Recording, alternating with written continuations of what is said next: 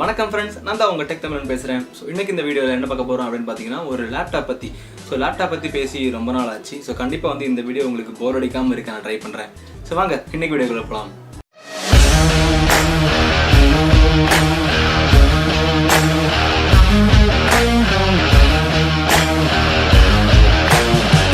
பார்க்க போகிறது ஒரு gaming laptop, very high end model desktop level லேப்டாப்னு சொல்லலாம். ஃப்ரம் எம்எஸ்ஐலேருந்து. ஸோ எம்எஸ்ஐங்கிறது ஒரு பெரிய கேமிங் லேப்டாப் கம்பெனி, கேமிங்கான எல்லாமே பண்ணிகிட்டு இருக்காங்க.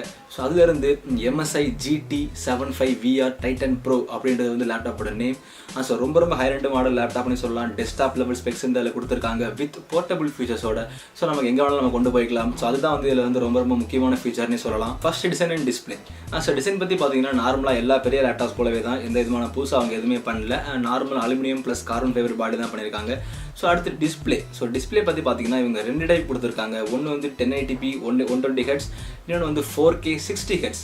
என்னை பொறுத்த வரைக்கும் 1080p 120 Hz மாடலே வந்து ரொம்ப சூப்பராக இருக்கும். ஏன்னா கேட்டிங்கன்னா 120 Hzங்கிறது சூப்பரான ரெஃப்ரெஷ் ரேட், ரொம்ப ஸ்மூத்தாக இருக்கும். டிஸ்பிளே பார்க்குறதுக்கு ரொம்ப சூப்பராக இருக்கும். அது மட்டும் இல்லாமல் எக்கச்சக்கமான USB போர்ட்ஸ் இருக்குது. USB 3.1 போர்ட்ஸ் மட்டும் 5 இருக்குது.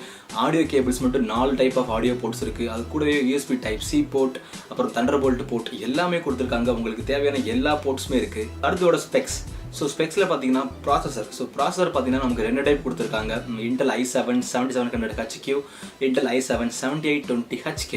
ஸோ இந்த 2 ப்ராசஸருக்குமே என்னென்ன வித்தியாசம் அப்படின்னு கேட்டிங்கன்னா வந்து நான் ஒரு வீடியோவில் சொல்லியிருப்பேன். அந்த வீடியோ வந்து நான் இங்கே லிங்க் கொடுக்குறேன், நீங்கள் போய் செக் பண்ணி பார்த்துக்கோங்க.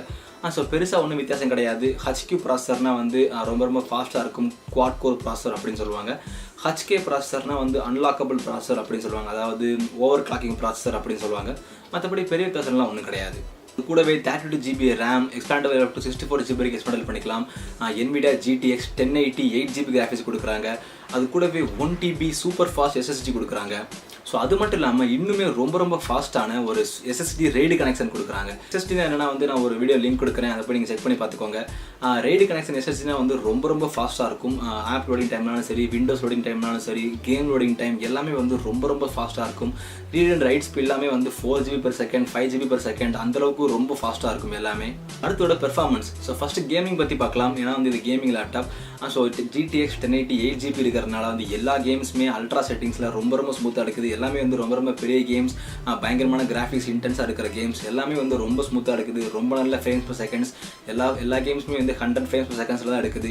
ஸோ ரொம்பவே ஸ்மூத்தாக இருக்கும். அது மட்டும் இல்லாமல் நமக்கு 120 Hz ரெஃப்ரெஷ் ரேட்டும் கொடுக்கறதுனால ரெண்டுமே கம்பைன் ஆகிட்டு ரொம்பவே ஃபாஸ்ட்டாக இருக்கும். கேம்ஸ் விளாட்றதுக்கும் உங்களுக்கு விளாட்றதுக்குமே வந்து ரொம்ப ஸ்மூத்தாக இருக்கும். நீங்கள் ஒரு பெரிய high end model gaming laptop வாங்கணும்னு ஆசைப்பட்டீங்கன்னா கண்டிப்பாக இந்த லேப்டாப் வந்து வாங்கலாம். கேமிங் வந்து சான்ஸே இல்லை ஃப்ரெண்ட்ஸ், ரொம்ப சூப்பராக இருக்குது. ஸோ அது மட்டும் இல்லாமல் மற்ற மல்டி டாஸ்கிங்னாலும் சரி, எடிட்டிங்னாலும் சரி, எல்லாமே வந்து ரொம்ப ஃபாஸ்ட்டாக இருக்குது. இதோட பேட்டரி பெர்ஃபார்மன்ஸ் தான் வந்து கொஞ்சம் கம்மி மற்ற பெரிய லேப்டாப்ஸை கம்பேர் பண்ணும்போது. ஏன்னு கேட்டிங்கன்னா வந்து இதோட பேட்டரி வந்து 75 வாட் பேட்டரி தான். பட் இருந்தாலுமே வந்து இது மற்ற பெரிய லேப்டாப்ஸை கம்பேர் பண்ணும்போது இதோட பேட்டரி பெர்ஃபார்மன்ஸ் வந்து கொஞ்சம் கம்மியாக தான் இருக்குது. நீங்கள் ஒரு 1.5 hours கேம் விளாண்டாலே வந்து பேட்டரி வந்து ஃபுல்லாக ட்ரெயின் ஆயிரும். ஸோ அந்தளவுக்கு தான் பேட்டரி கொடுத்துருக்காங்க. ஸோ பேட்டரி மட்டும் கொஞ்சம் சரியில்லை. இதோட ப்ரைஸ். ஸோ கண்டிப்பாக நீங்கள் கெஸ் பண்ணியிருப்பீங்க, இந்த அளவுக்கு ஸ்பெக்ஸ் இருந்தால் கண்டிப்பாக வந்து காஸ்ட்லியாக தான் இருக்கும். ஸோ ரொம்பவே காஸ்ட்லியாக இருக்கும். இதோட ப்ரைஸ் எவ்வளோ அப்படின்னு பார்த்தீங்கன்னா 3,20,000 rupees. ரொம்பவே காஸ்ட்லி தான். பட் இருந்தாலுமே இந்த அளவுக்கு ஸ்பெக்ஸ் வந்து இருந்தால் கண்டிப்பாக எல்லா லேப்டாப்புமே காஸ்ட்லியாக தான் இருக்கும். ஏன்னா இதளவு ஸ்பெக்ஸ் வந்து Asus Predatorக்கு 17X ஒரு லேப்டாப் இருக்குது. பட் ஆனால் அந்த லேப்டாப் வந்து ரொம்ப காஸ்ட்லி. அது வந்து 8 lakhs. 3 lakhங்கிறது ரொம்பவே அதிகம் தான். ஏன்னா வந்து இவ்வளோ அமௌண்ட் கொடுத்து கேமிங்காக மட்டும் தனியாக ஒரு லேப்டாப் வந்து வாங்க மாட்டாங்க. ஆனால் கேமிங்காக மட்டும் இல்லை, மற்ற ப்ராசஸ்க்காகவும் யூஸ் பண்ணிக்கலாம். பட் ஆனால் வந்து இதில் நிறைய ஆஃபர்ஸ் கொடுத்துருக்காங்க. இது வந்து அமேசானில் இருக்குது, ஃப்ளிப்கார்ட்டில் இருக்குது, நிறைய ஆஃபர்ஸ் இருக்குது, எக்ஸ்சேஞ்ச் ஆஃபர்ஸ் எல்லாமே இருக்குது.